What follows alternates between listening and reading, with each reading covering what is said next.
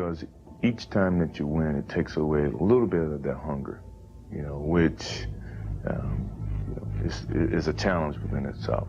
It's a battle within your mind to find a challenge to go to that same place that you've been 5 times before, and that's hard.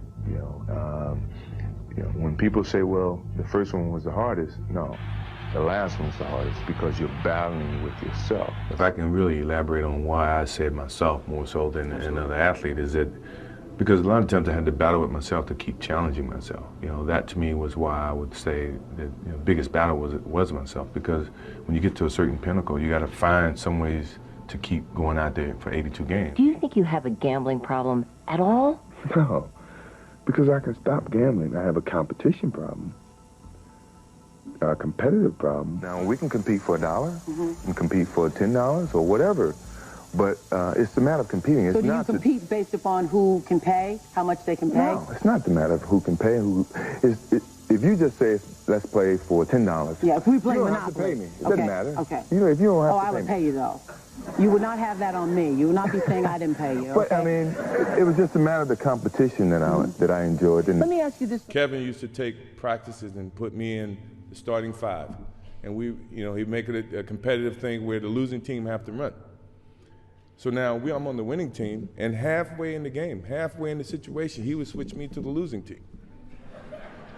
So I take that as a competitive thing by you trying to test me.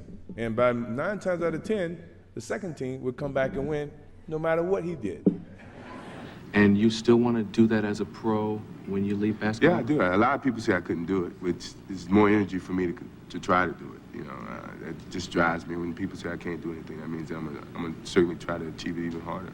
My competitive drive is far greater than anyone else that I've met. I think that I thrive on that. I think that's my biggest motivation in life. Is to compete.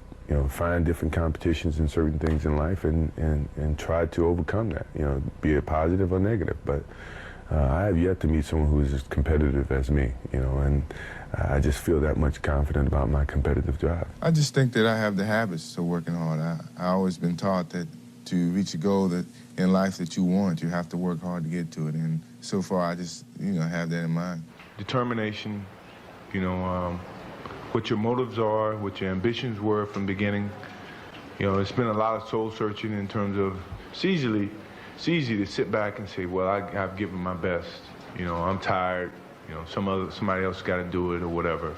I didn't take that approach. I thought positively and said whatever I could do, every little inch of energy that I have, I'm gonna try to provide for this team. I mean, if you give up, then they give up. So I didn't want to give up. No matter how sick I was, or how tired I was, or how low on energy I was, I felt an obligation, to my team, to the city of Chicago, to go out and give that extra effort so that we could be here for the 5th championship.